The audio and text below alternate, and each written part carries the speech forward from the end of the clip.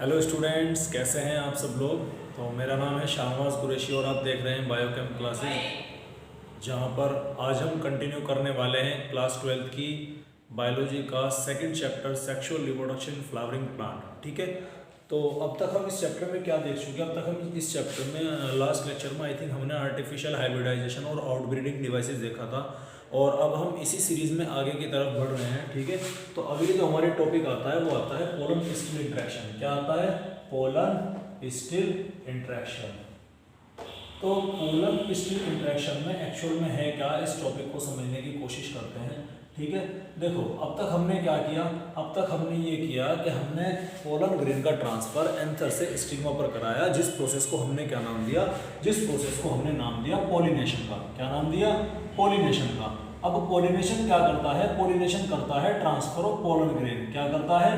Transfer of pollen grain by means of air, by means of water, या फिर by means of animals. ठीक है, तो इसके थ्रू क्या करते हैं, पोलन ग्रेन ट्रांसफर होते हैं एंथर से स्टिग्मा के ऊपर। आई बात समझ में? अब ये देखिए कि ट्रांसफर जो पोलन ग्रेन का हो रहा है, वो पोलन ग्रेन राइट टाइप का है या रॉन्ग टाइप का है, सही है या गलत है, डिजायर्ड पोलन ग्रेन है या नहीं है, इस चीज को आइडेंटिफाई करने का काम किसका होता है?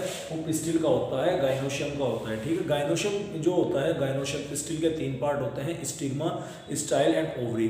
पोलन ग्रेन आकर कहाँ लैंड करता है? वो आपके स्टिग्मा के ऊपर लैंड करता है। अब जैसे वो स्टिग्मा के ऊपर आकर लैंड किया तो वो सेम स्पीसीज का है, दूसरी स्पीसीज का है, ठीक है, सेम प्लांट का है, दूसरे प्लांट का है। इस तरह की चीज़ों को आइडेंटिफाई करने का काम किसका होता है? पिस्टिल का होता है, वो आपके स्टिग्मा का होता है। और इसके लिए पोलन के और पिस्टिल के बीच में एक तरह से केमिकल डायलॉग, केमिकल कम्युनिकेशन होता है। ठीक है, जिसमें कैल्शियम आयन बहुत इंपॉर्टेंट रोल प्ले करता है। आई बात समझ में? तो होता ये है कि लेट अस सपोज ये मान के चलिए कि पोलन ग्रेन किसी के स्टिग्मा पर आकर लैंड हुए, तो ये गारंटी नहीं है कि वो सेम स्पीसीज के, सेम प्लांट के हों। आई बात में? फॉर एग्जांपल अगर मैं बात करूं हिबिस्कस की, हिबिस्कस के स्टिग्मा पर ये गारंटी नहीं होगी कि उस पर केवल और केवल आपको हिबिस्कस के पोलन ग्रेन देखने मिले, उसको आपके मैंगो के पोलन ग्रेन भी देखने मिल सकते हैं, उस पर आपको जो है वो गुआवा, अमरूद के पोलन ग्रेन देखने मिल सकते हैं, रोज के पोलन ग्रेन देखने मिल सकते हैं, सनफ्लावर के पोलन ग्रेन देखने मिल सकते हैं, मैरीगोल्ड के पोलन ग्रेन देखने मिल सकते हैं। तो वो अब जो हिबिस्कस का स्टिग्मा है वो इस चीज को आइडेंटिफाई करता है, वो उन पोलन ग्रेन्स को एक एक करके आइडेंटिफाई करता है, या तो वो एक्सेप्ट करेगा या वो रिजेक्ट करेगा। किन पोलन ग्रेन को वो रिजेक्ट करता है? जो पोलन ग्रेन उसकी स्पीसीज के नहीं है, दूसरी स्पीसीज के पोलन ग्रेन है, उन्हें रिजेक्ट करेगा। और अगर वो बाइसेक्सुअल फ्लावर है और उसके अंदर सेल्फ इनकम्पेटिबिलिटी की टेक्निक है, तो वो उन पोलन ग्रेन को भी रिजेक्ट करता है जो पोलन ग्रेन उसकी सेम प्लांट के, क्योंकि पोलन ग्रेन अपनी सेल को पहचानता है। अगर उस प्लांट के अंदर सेल्फ इनकम्पेटिबिलिटी या सेल्फ आपके इनफर्टिलिटी का जो आउटब्रीडिंग डिवाइसेस डेवलप मौजूद है, तो वो क्या करेगा? वो अपनी ही स्पीसीज के पोलन ग्रेन को क्या करेगा? अपनी स्पीसीज के पोलन ग्रेन को रिजेक्ट कर देगा। समझ में आई बात आपके यहाँ तक? अब हम चलते हैं इससे आगे की तरफ। अब पोलन ग्रेन आकर कहाँ लैंड किया? पोलन ग्रेन आकर स्टिग्मा के ऊपर लैंड करता है। पोलन ग्रेन जैसे ही स्टिग्मा के ऊपर आकर लैंड किया तो स्टिग्मा उसको, स्टिग्मा के बीच में और पोलन ग्रेन के बीच में क्या चलता है? केमिकल डायलॉग चलता है, केमिकल कम्युनिकेशन चलता है। वो केमिकल कम्युनिकेशन डिसाइड करता है कि पोलन ग्रेन राइट टाइप का है या रॉन्ग टाइप का। अब तो राइट और रॉन्ग ऑलमोस्ट आपके समझ में आ गया होगा ना, कि अगर मान लिया सेम स्पीसीज का पोलन ग्रेन होना चाहिए, और अगर सेल्फ इनकम्पेटिबिलिटी प्लांट के अंदर है तो वो सेम स्पीसीज के किसी दूसरे प्लांट का होना चाहिए। आई बात समझ में? दूसरी स्पीसीज के पोलन ग्रेन वे सब रॉन्ग पोलन ग्रेन है, ठीक है, उन्हें सबको क्या कर दिया जाएगा? रिजेक्ट कर दिया जाएगा। और उसके बाद में स्टिग्मा क्या करता है? पोलन ग्रेन को वाटर प्रोवाइड कराता है, नरिशमेंट प्रोवाइड कराता है, जिससे पोलन ग्रेन का अंदर का साइटोप्लाज्मिक, जो इंटाइन के अंदर साइटोप्लाज्मिक कंटेंट होता है, उसका वैल्यू, उसका अमाउंट बढ़ने लगता है। ठीक है, अब ध्यान से देखिए, ये आपके क्या है? ये आपके लेट अस सपोज स्टिग्मा में डायग्राम मेरा एडजस्ट कर लेना। ठीक है, ये आपके स्टिग्मा, ये स्टाइल हो गई, और ये यहाँ पर आकर क्या हो गया? यहाँ पर ये ओवरी बनती है आकर। ठीक है, ओवरी बनने के बाद में आपको यहाँ पर क्या देखने मिलेगा? ये क्या देखने मिला आपको? ये आपको ओव्यूल देखने मिला। आई बात समझ में? क्लियर है? ये आउटर इंटीग्यूमेंट है आपका,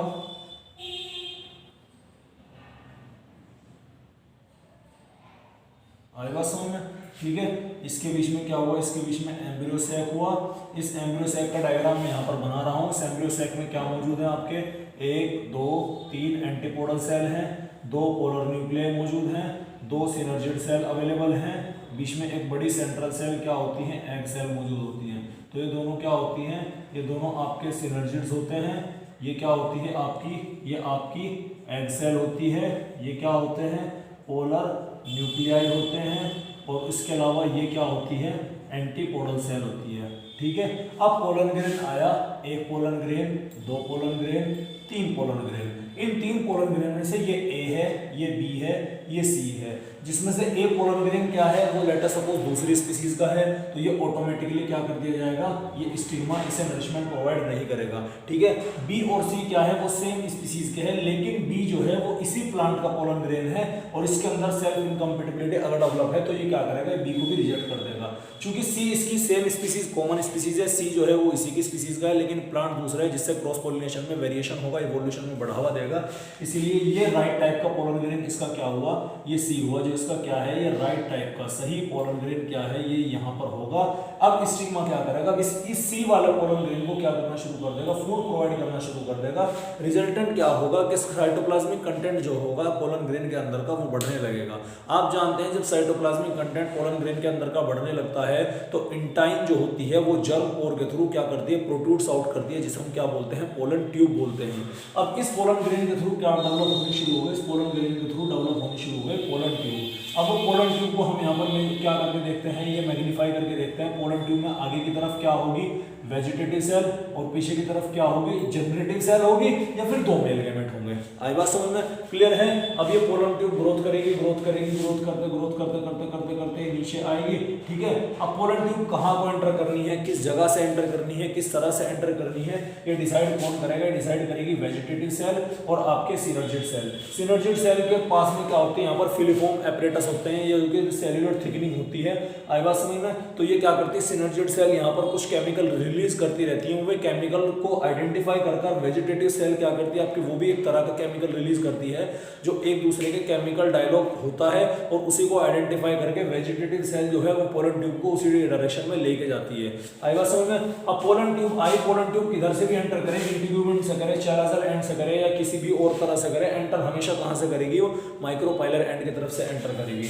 अब पोलन ट्यूब आती है, पोलन ट्यूब आई और आकर यहां हुई। जिस टाइम पे पोलन ट्यूब इसके अंदर एंटर कर रही होगी उस टाइम पे धीरे धीरे आपकी वेजिटेटिव सेल भी डिजेनरेट हो चुकी होगी, सिनर्जिड सेल भी डिजेनरेट हो चुकी होगी, आपके एंटीपोडल सेल भी डिजेनरेट हो चुके होंगे। तो यानी जिस टाइम पे पोलन ट्यूब जस्ट एंटर करने वाली होती है उस टाइम पे आपका जो एम्ब्रियो सैक है वो क्या होता है, एंटीपोडल सेल डिजेनरेट हो चुके होते हैं, दो पोलर न्यूक्लियस में केवल मौजूद होते हैं और बीच की एक क्या होती है, एग सेल मौजूद होती है। अब पोलन ट्यूब क्या करती है, पोलन ट्यूब एंटर करती है, पोलन ट्यूब अंदर माइक्रोपाइलर एंड के थ्रू एंटर करती है और एंटर करने के बाद में दो मेल गैमेट यहाँ पर रिलीज कर देती है। क्योंकि जनरेटिव सेल बाद में दो मेल गैमेट के अंदर क्या होगी, वो डिवाइड तो अल्टीमेटली होगी ही ना। तो दो मेल गैमेट यहाँ पर रिलीज करने के बाद में, ठीक है, देखो ये यहाँ पर इसने दो मेल गैमेट रिलीज कर दिए। इसका मतलब ये हुआ कि जब आपके पोलन ट्यूब माइक्रोपाइलर एंड के थ्रू एम्ब्रियो सैक के अंदर एंटर करती है उस टाइम पे एम्ब्रियो सैक के अंदर कुल 3 फंक्शनल न्यूक्लियस वहां पर आपको देखने मिलते हैं। 2 पोलर न्यूक्लियाई होता है और आपका एग सेल होता है। तो कुल 3 सेल आपको, 2 सेल पोलर न्यूक्लियाई एक ही सेल का स्ट्रक्चर है। कितनी सेल वहां पर देखने मिलेंगे आपको, 2 सेल देखने मिलेंगे। एक सेल तो एक सेल के अंदर पोलर न्यूक्लियाई, याद है ना 7 सेल्ड 8 न्यूक्लियेट स्ट्रक्चर कैसे बना था, वो इसीलिए बना था कि 7वां और 8वां जो न्यूक्लियाई था वो सेंट्रल सेल कॉमन वहीं पर मौजूद था, वहीं पर अवेलेबल था, एक साथ थे, इसलिए उनको बोला गया था। तो जब एंटर कर रही है तो आपके 1 2 3 न्यूक्लियाई वहां पर मौजूद हैं, 2 मेल गैमेट वहां पर पार्टिसिपेट किए। और ये नीट के अंदर शायद किसी कॉम्पिटिटिव एग्जाम के अंदर क्वेश्चन आया हुआ है कि पोलन ट्यूब जिस टाइम पर एंटर कर रही है डबल फर्टिलाइजेशन में कितने पोलन ग्रेन, कितने न्यूक्लियस पार्टिसिपेट करते हैं, और उसका आंसर क्या है, उसका आंसर है 5 न्यूक्लियस पोलन 5 न्यूक्लियस जो है वो पार्टिसिपेट करते हैं आपके डबल फर्टिलाइजेशन के अंदर। तो पोलन ग्रेन का अल्टीमेटली टास्क क्या होता है, पोलन ग्रेन का टास्क, वो पोलन ट्यूब का टास्क ये होता है कि जो 2 मेल गैमेट होते हैं उन्हें रिलीज कर दिया जाता है, कहाँ, एम्ब्रियो सैक के अंदर रिलीज कर दिया जाता है।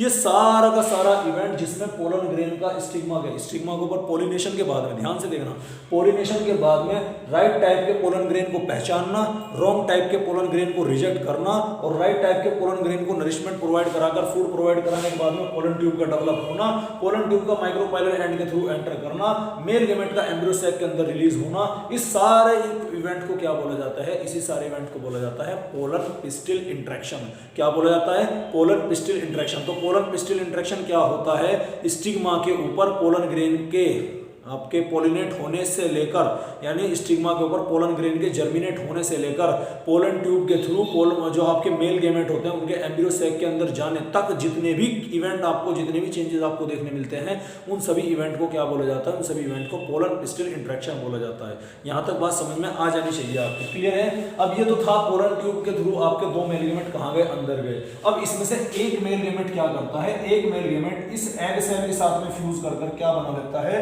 एक डिप्लॉइड जाइगोट बना लेता है। क्या बना लेता है, एक डिप्लॉइड जाइगोट बना लेता है। क्या बना लेगा, डिप्लॉइड जाइगोट बना लेगा। और ये जो दूसरा वाला मेल गेमेट है ये और ये जो फर्टिलाइजेशन हुआ, ध्यान देखिए कि जिसमें मेल और फीमेल गेमेट आपके फ्यूज किया, एक मेल गेमेट और एक फीमेल गेमेट दोनों आपस में फ्यूज किए, यही क्या है, यही एक्चुअल में यहाँ का सेक्सुअल रिप्रोडक्शन है। और इस फर्टिलाइजेशन को हम क्या बोलते हैं, इस फर्टिलाइजेशन को बोलते हैं हम सिनगेमी। क्या बोलते हैं, सिनगेमी। इस फर्टिलाइजेशन को क्या बोला जाता है, सिनगेमी बोला जाता है। अब जो दूसरा मेल गेमेट है वो पोलर न्यूक्लियर के साथ में मिलकर क्या बनाता है, एक आपके प्राइमरी एंडोस्पर्मिक न्यूक्लियस बनाता है।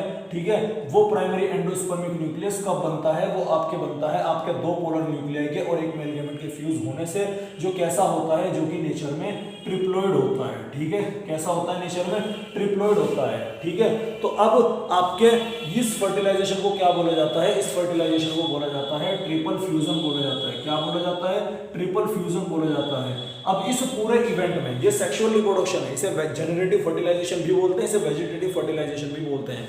अब इस पूरे इवेंट में, इस पूरे सीक्वेंस में आपको क्या देखने मिला कि आपको फर्टिलाइजेशन दो जगह पर देखने मिला।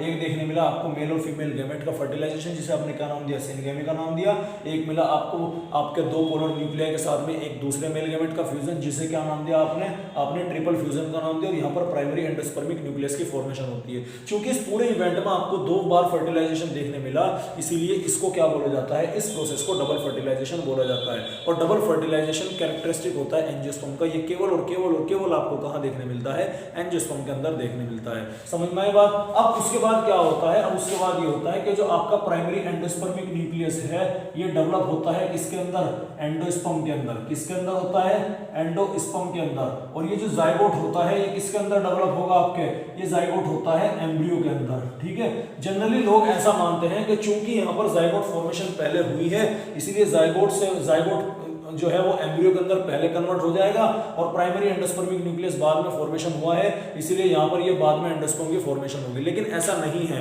एंडोस्पर्म एम्ब्रियो के बनने से पहले बनता है। जाइगोट क्या करता है, जाइगोट जो है एम्ब्रियो बनने से पहले कुछ टाइम के रेस्टिंग पीरियड में चला जाता है। और वो रेस्टिंग पीरियड में जाना जरूरी इसलिए होता है क्योंकि एंडोस्पर्म जो होता है वो फूड होता है डेवलपिंग एम्ब्रियो के लिए। आई बात समझ में। भाई आपके घर में कहीं से मेहमान आ रहे होते हैं तो मेहमान के आने से पहले खाना बना दिया जाता है, नहीं बना दिया जाता, या मेहमान के आने के बाद अक्सर खाना बनाते हैं। अक्सर खाना मेहमान के आने से पहले तैयार हो जाता है। शादी वगैरह में आप जाते हो तो शादी का एक पर्टिकुलर टाइम होता है और जब आप उस टाइम पे जाते हो तो तभी आपको खाना मिलता है, उससे पहले खाना बना के रखते हैं। वो ऐसा तो नहीं करते कि शादी वगैरह चल रही, रिसेप्शन चल रहा और जब आदमी आ गए उन्हें काउंट करके तब खाना बनवाना शुरू किया हो।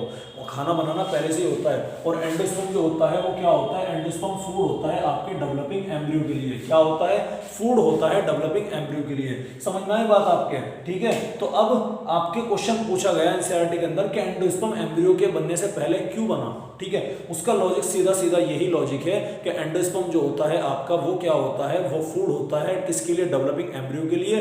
इसीलिए जाइगोट जो है वो आपके एंडोस्पर्म कुछ थोड़ा बहुत एंडोस्पर्म बनता है और थोड़ा बहुत एंडोस्पर्म बनने के बाद में क्या करना शुरू कर देता है, आपका जाइगोट जो है वो एम्ब्रियोजेनेसिस का प्रोसेस स्टार्ट कर देता है।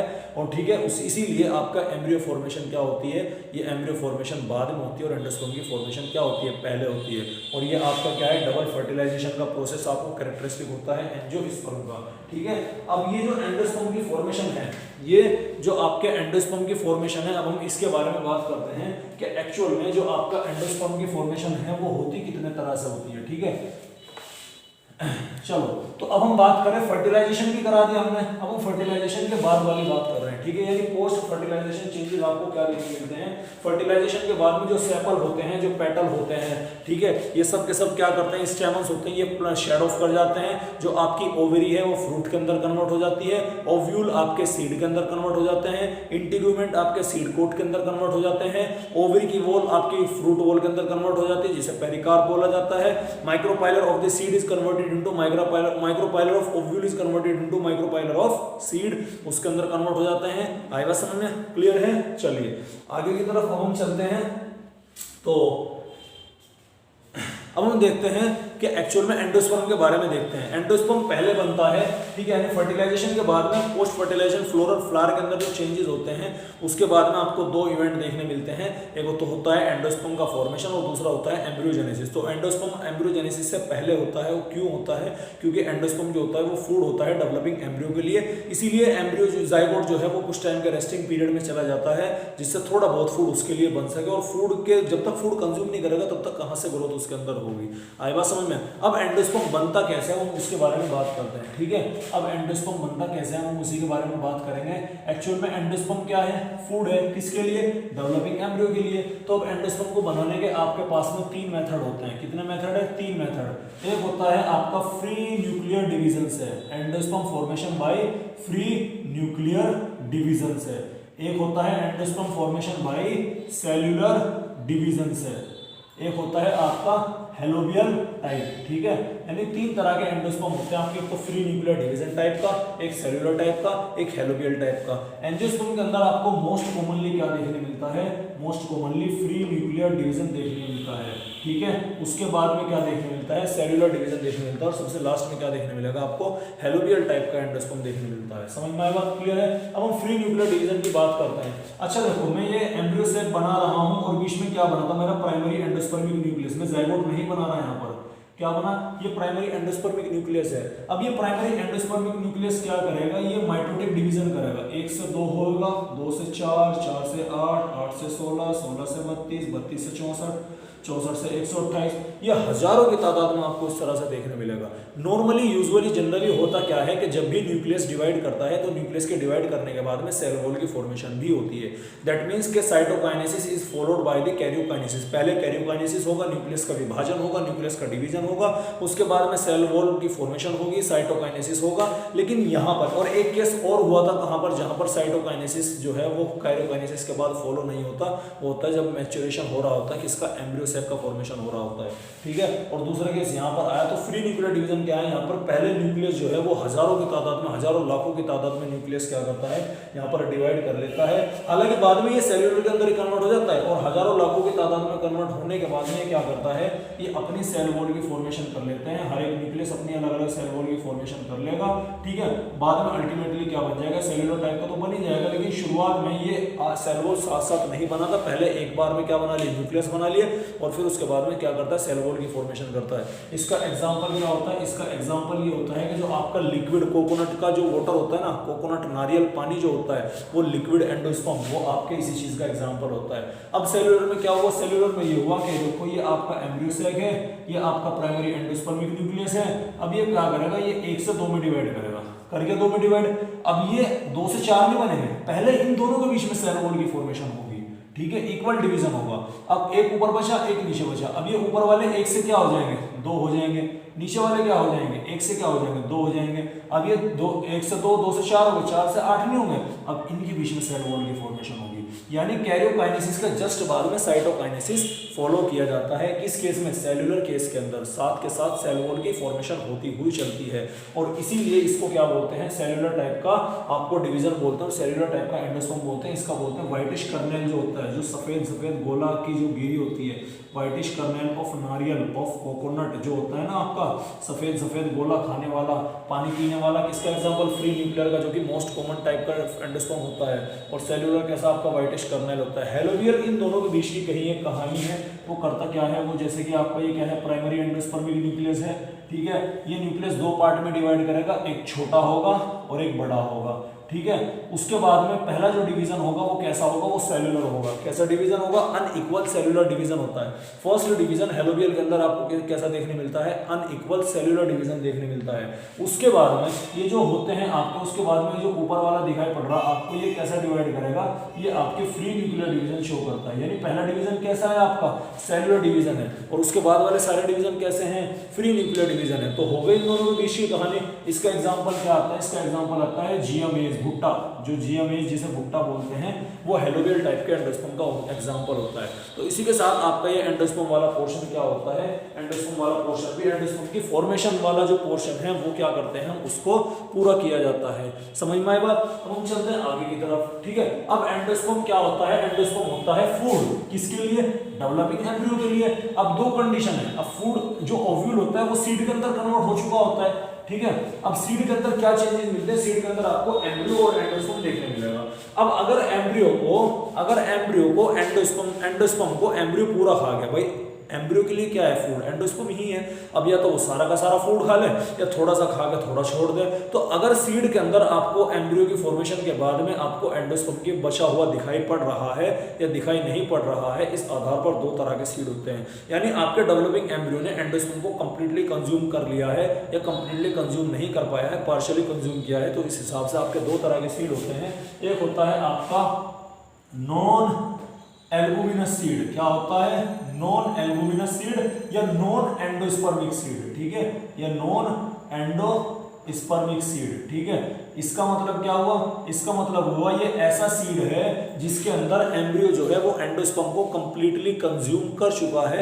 और इसका एग्जांपल क्या है, इसका एग्जांपल आता है पी, मटर इसका एग्जांपल है कि जिसमें एंडोस्पर्म जो है वो कंप्लीटली कंज्यूम कर लिया जाता है बाय एम्ब्रियो। आई बात समझ में? और अगर एंडोस्पर्म कंप्लीटली कंज्यूम नहीं कर पाया एम्ब्रियो आपके, तो उस सीड को क्या बोलते हैं, उस सीड को बोलते हैं एल्बुमिनस सीड बोलते हैं, या फिर आपके एंडोस्पर्मिक सीड भी बोला जाता है। क्लियर है? और इसका एग्जांपल क्या हो गया, इसका एग्जांपल हो गया आपके कास्टर हो गया, और इसका एग्जांपल आपके कोकोनट, उसके अंदर भी आपके सीड बच जाता है, ठीक है। क्लियर है? तो ये सारे ये दोनों के दोनों किसके एग्जांपल है आपके, ये आपके एंडोस्पर्मिक सीड या एल्बुमिनस सीड के एग्जांपल है। और इसी के साथ आपका ये एंडोस्पर्मिक वाला पोर्शन पूरा रहता है। अब अगले टॉपिक जो आता है वो आता है एम्ब्रियोजेनेसिस। अगला टॉपिक क्या आता है आपका, वो आता है एम्ब्रियोजेनेसिस। एम्ब्रियोजेनेसिस यानी एम्ब्रियो की फॉर्मेशन जाइगोट से होना। जाइगोट से पहले थोड़ा सा क्या बन चुका होता है, एंडोस्पर्म बन चुका होता है, और उसके बाद में जाइगोट की फॉर्मेशन शुरू होती है। और उस प्रोसेस को क्या बोला जाता है, उस प्रोसेस को बोलते हैं हम आपके एम्ब्रियोजेनेसिस बोलते हैं, ठीक है। तो एम्ब्रियोजेनेसिस मोनोकोट के अंदर और डाइकोट के अंदर ये दोनों में आपको देखने मिलेगा। क्लियर है? तो उसको भी हम देख लेते हैं। चलिए, अब हुआ क्या था, अब ध्यान से देखिएगा। टाइम तो लगभग 22 मिनट हो चुकी है। चलो खैर, आज हम इसे यहीं पे रखते हैं। आपके जो एम्ब्रियोजेनेसिस और सीड वाला पोर्शन और एपोमिक्सिस पोलीएम्ब्रियोनियम उसे अगले लेक्चर में कर देंगे, कल पूरा कर दूंगा। और करिए लास्ट लेक्चर है, और उसके बाद आपका ह्यूमन हेल्थ एंड डिजीज वाला चैप्टर शुरू कर रहे हैं, ठीक है। क्लियर है? तो चलिए पढ़ो भैया अपना, ठीक है। जिसका पहला जो छूटा हुआ है उसे साथ के साथ कंप्लीट करते हुए चलो, छोड़ो मत इसको। मैंने पूरी की पूरी प्लेलिस्ट ये ऑलमोस्ट डाल ही दी, थोड़ा सा टाइम लग नहीं रहा है, ठीक है। रोज ही के डाल दी, पर डाल दी मैंने। आई बात समझ में? तो अगर आप लोगों का पीछे का कुछ छूटा हुआ है तो ऑलरेडी आप उसे देख सकते हैं, ठीक है।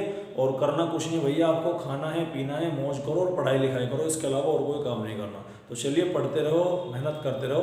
All the best.